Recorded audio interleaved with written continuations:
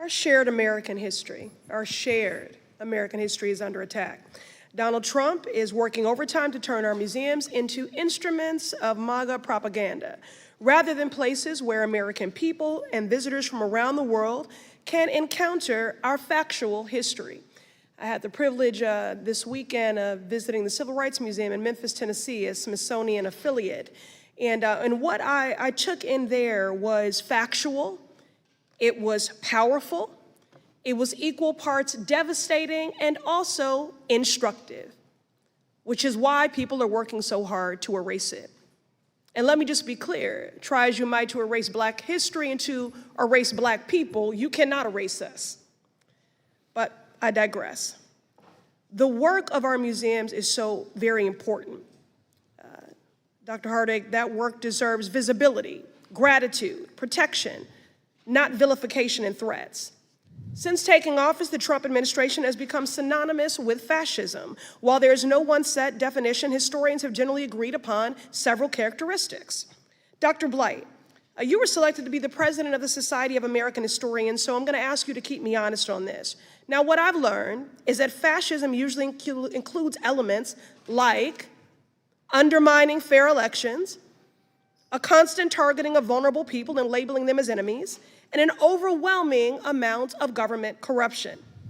Sounds eerily familiar, a damning and devastating deja vu of the moment we find ourselves in right now.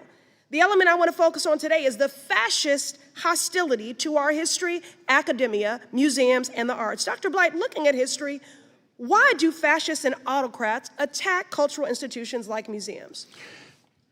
Madam Congressman, it's because they believe that's where you can control people's minds. You can sustain a social order, you can control education, you can control the arts, you can control writing and creativity itself.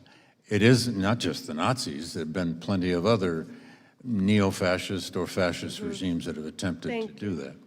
Thank you, Doctor. Yeah, this is this anti-freedom agenda. They want to control what books we read, what is in our museums, what we do with our bodies, attack the free press, degrade free speech. It's an anti-freedom agenda. Dr. Blight, what warning signs do you look for when society starts drifting towards fascism and authoritarianism? First, I look for the breakup of political parties.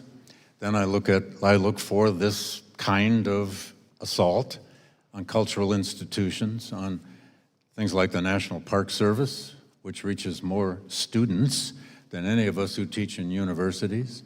I look for attempts to control the media, which is the dissemination of knowledge. And I look for any attempt at the control over free minds, free speech, freedom itself. Thank you. History gives us a chilling example of what happens when a government decides that it alone will define what counts as good art and acceptable history. I've heard the stories passed down in Jewish families of Germany in the 1930s. As the Nazi regime consolidated political power, it turned its attentions to museums and to galleries. The regime started with criticism labeling art as degenerate and claiming it didn't fit with the national culture. But then they started attacking museum directors and curators, and eventually art pieces were confiscated from museums and locked away or sold. In 1939, Nazis publicly burned thousands of paintings that they couldn't profit from. The United States Holocaust Memorial Museum details much of this history.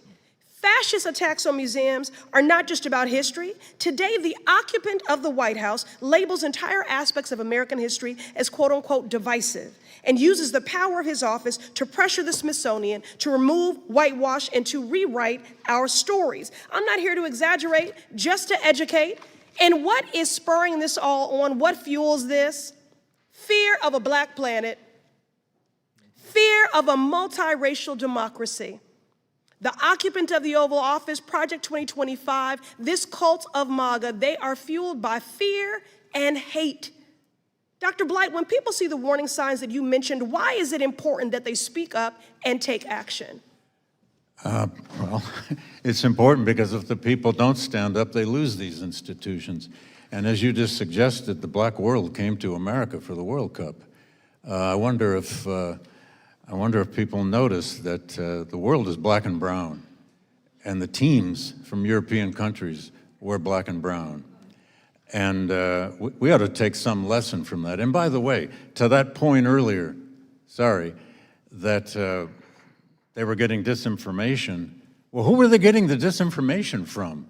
And let's remember, what fascinates the world about America is our contradictions. It's Your what time's makes us up, so sir. fascinating. Thank you. I'm sorry.